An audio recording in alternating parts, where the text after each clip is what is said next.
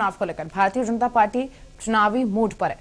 15 और 16 नवंबर को भाजपा के राष्ट्रीय अध्यक्ष जेपी नड्डा उत्तराखंड दौरे पर थे, जहां उन्होंने सैनिक सम्मान यात्रा का शुभारंभ किया। इसके साथ ही जनसभा भी की और भाजपा कार्यकर्ताओं में जोश भरने का काम किया। इस पर मुख्यमंत्री पुष्कर सिंह धामी ने कहा कि अटल जी ने उत्तराखंड बनाया और मोदी उत्तराखंड को संवारने का काम कर रहे हैं। उसी कड़ी में जेपी नड्डा का आगमन हुआ था, जिनके आगमन से भाजपा पदाधिकारियों और कार्यकर्ताओं में एक नया जोश देखने को मिला।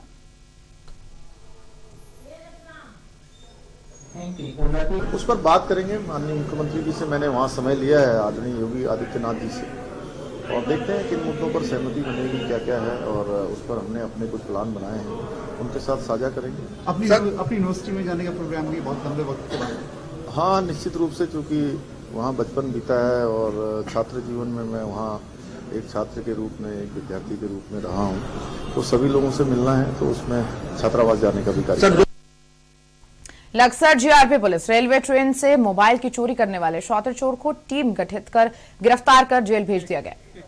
और बिहार के गोपालगंज निवासी सौरभ ने 8 सितंबर को लक्सर जीआरपी में तहरीर देकर बताया था कि ट्रेन से किसी ने उसका स्मार्टफोन चोरी कर लिया है। पुलिस मुकदमा दर्ज कर जांच कर रही थी। वहीं रेलवे जीआरपी के सीईओ मनोज कात्याल ने बताया कि एसओ प्रदीप राठौर और एचसीपी साबर सिंह के नेतृत्व में गठित टीम ने फोन चुराने वाले युवक सचिन कुमार पुत्र चंद्रभान निवासी बंजारावाला ग्रंट थाना बुग्गावाला की शिनाख्त कर उसे गिरफ्तार कर लिया और कोर्ट में पेश कर जेल भेज दिया गया।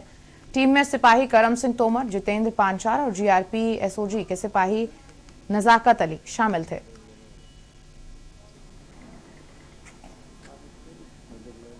जिस तरह से इस समय ट्रेन जो है बहाल हो रही है, उसी के साथ साथ भीड़ बढ़ रही है ट्रेनों में, तो उसमें आपराधिक घटनाओं में भी लगातार वृद्धि हो रही थी। तो उनकी रोकथाम के लिए हम लोगों ने टीम बनाई हुई थी, जिसमें थानाध्यक्ष लक्सर जो है प्रदीप कुमार राठौर जी, इनके नेतृत्व में टीम बनी थी। तो इन लोगों ने 2 संदिग्ध व्यक्तियों को रुड़की स्टेशन से गिरफ्तार किया, जहां से इनके पास नाजायज चाकू बरामद हुए थे। इन लोगों की जब आपराधिक इतिहास की जानकारी की गई, तो इनके विरुद्ध पूर्व में भी चोरी की घटनाओं के मुकदमे दर्ज थे। इन लोगों का मोडस ऑपरेंडी ये है, जनरली जो यात्री ट्रेन में ट्रेवल करते हैं, अकेले होते हैं, बुजुर्ग व्यक्ति, महिलाएं, उनके साथ ये लोग बातचीत करके थोड़ी घनिष्ठता बना लेते हैं। खबर हरिद्वार से, जहां कार्तिक पूर्णिमा के दिन मां लक्ष्मी की पूजा की जाती है। इस दिन गंगा स्नान, दीपदान, यज्ञ और ईश्वर की उपासना का विशेष महत्व माना जाता है। इस दिन किए जाने वाले दान पुण्य समेत कई धार्मिक कार्य विशेष फलदायी होते हैं।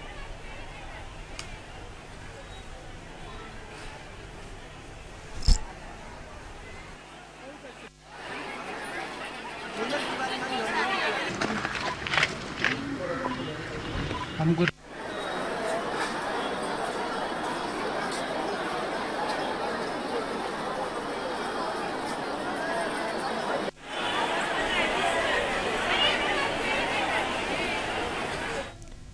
और सीधा आपको लेकर चलेंगे पंजाब के करतारपुर, जहां सीएम चन्नी क्या कुछ कह रहे हैं आपको सुनाते हैं।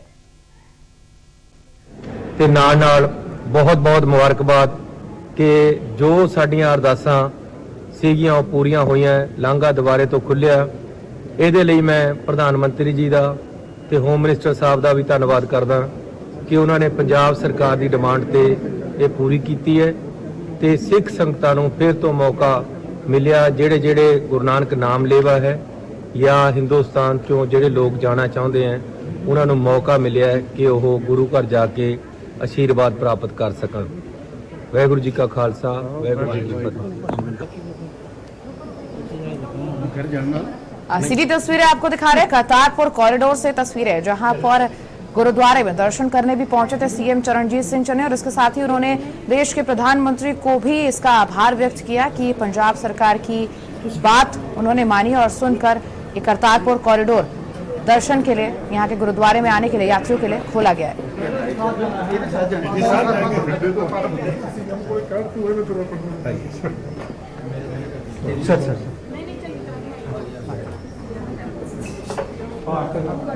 सीधी तस्वीरें आपको दिखा रहे हैं करतारपुर कॉरिडोर पहुंचे हुए सीएम चरणजीत सिंह चन्नी। यहां पर गुरुद्वारे में उन्होंने दर्शन भी किए, मत्था टेका। और आपको बता दें करतारपुर कॉरिडोर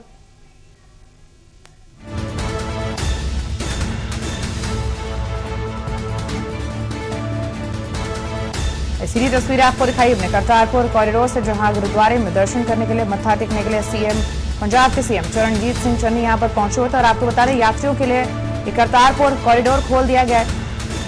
इसकी मांग कई वक्त से की जा रही थी।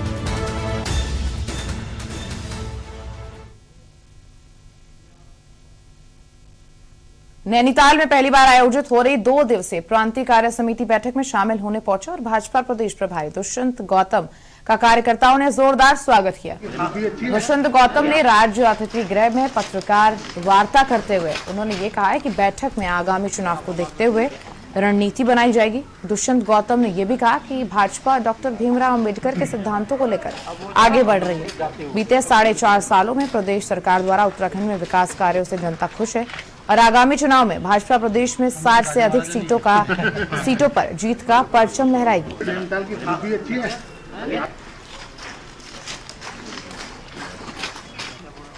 नरेंद्र मोदी जी के नेतृत्व में चल रहा है। पहले ऐसे प्रधानमंत्री थे जिन्होंने लाल किले से कहा था कि मैं दलितों को नौकरी मांगने वाला नहीं, नौकरी देने वाला बनाना चाहता हूँ। हर कार्यकर्ता को अपने इन सब विचारों से खड़ा किया जाएगा।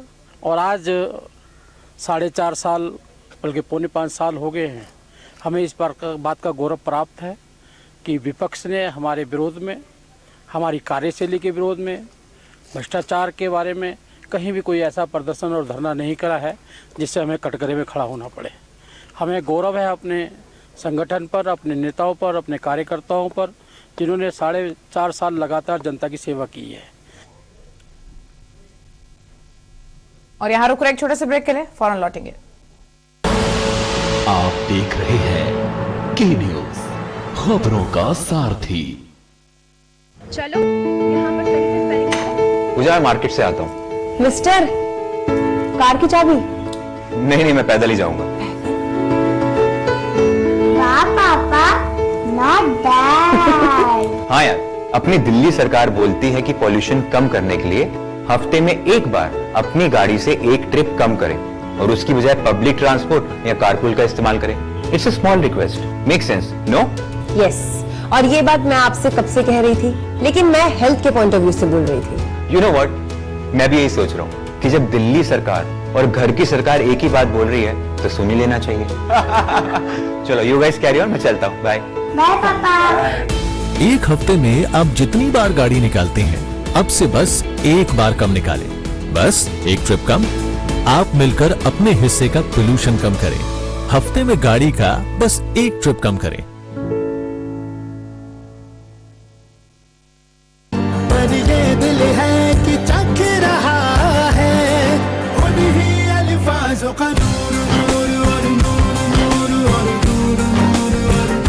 कितना भी जाओ, इस जुबान से दूर ना जा पाओगे। विमल, बोलो जुबान केसरी। आप देख रहे हैं के न्यूज, खबरों का सारथी। और ब्रेक के बाद आपका स्वागत है। बुधवार को लोक निर्माण विभाग में कार्यरत आउटसोर्सर्स कर्मचारियों ने अपनी मांगों को लेकर सचिवालय की ओर कूच कर दिया। रिसोर्स कर्मचारियों की सरकार से मांग है कि उन्हें परमानेंट करने के साथ उनके वेतन में वृद्धि की जाए। के न्यूज से बातचीत के दौरान आउटसोर्स कर्मचारियों ने अपनी परेशानी बताई। आउटसोर्स कर्मचारियों की क्या है परेशानियां, जिसे लेकर राज्य भर के कर्मचारी यहां पहुंच रहे हैं, वो भी आपको सुनाएंगे।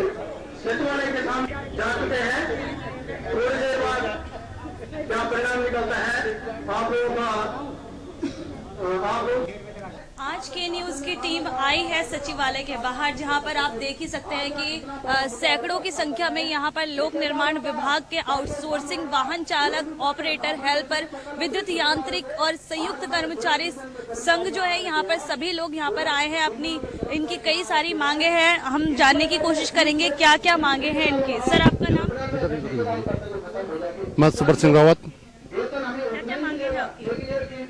हम तो राजकीय वाहन चालक से हैं, परंतु हम इनको समर्थन दे रखे हमने कि मतलब आप लोगों का पूरा सहयोग देंगे।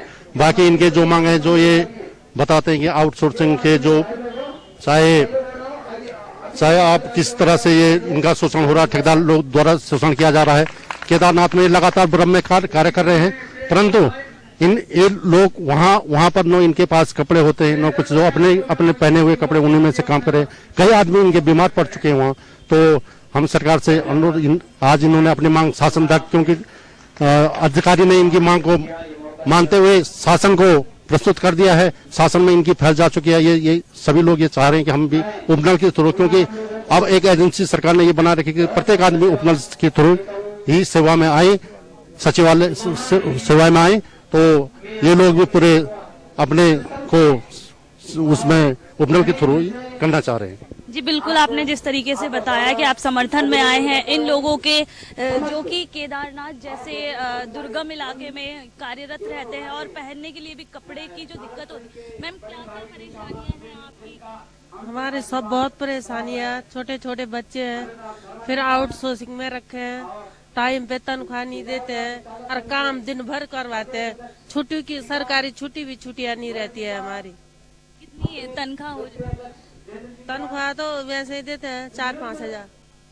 हाँ, तो 4-5 हजार आपको मिलते हैं और महंगाई जैसे चल रही है तो सिलेंडर इतना महंगा है, और अगर राशन की भी बात करें, बजट कैसे किचन बड़ी दिक्कत होती है, हमें बड़ी परेशानी होती है। तो जैसे कि चुनावी साल है, आप अपनी मांगे को लेकर यहाँ पर आए, तो क्या लगता है कि सरकार मान जाएगी? देखते हैं, अभी चुनावी साल है, चुनाव 22 में चुनाव होने है। अगर हम सरकार से बार बार हाथ जोड़कर विनती कर रहे हैं कि हमारी मांगों पर ध्यान दिया जाए और हमारी मांग को पूरी किया जाए। और अगर नहीं हो पाती है आपकी मांग पूरी, तो आगे क्या फैसला लेंगे? आगे क्या करेंगे? आगे के लिए तो हम बाद में ही हमारा संगठन सोचेगा कि आगे क्या करना है, क्या नहीं करना है। पर आगे जब तक अभी आचार संहिता लागू होने तक हमारा आंदोलन जारी रहेगा। जिस तरीके से इन्होंने बताया कि किस तरह से इनको परेशानियां होती है, और जिस तरह से मजदूर भी जो है वह 600 रुपये पर डे का कमाता है, 600 रुपये पर दिन जो है हर दिन उसे मिलता है, लेकिन अगर इनकी बात करें तो 4000, 5000, 6000 इतने में पूरा का पूरा घर नहीं चल पाता है। घर का किचन है, किचन का बजट भी बिगड़ जाता है, इसी के साथ ही बच्चों की फीस और जो दवाइयाँ हैं, तो सब कुछ इतना खर्च नहीं निकल पाता है जितनी इनको मिल पाती है। तो देखना ये होगा कि चुनावी साल में जो धामी सरकार है इनकी मांगों को पूरा करती है कि नहीं। कैमरा पर्सन आशु के साथ मैं ही आजमी, के न्यूज, देहरादून। खबर रुड़की से, जहां ढिंढेरा गांव में बीती देर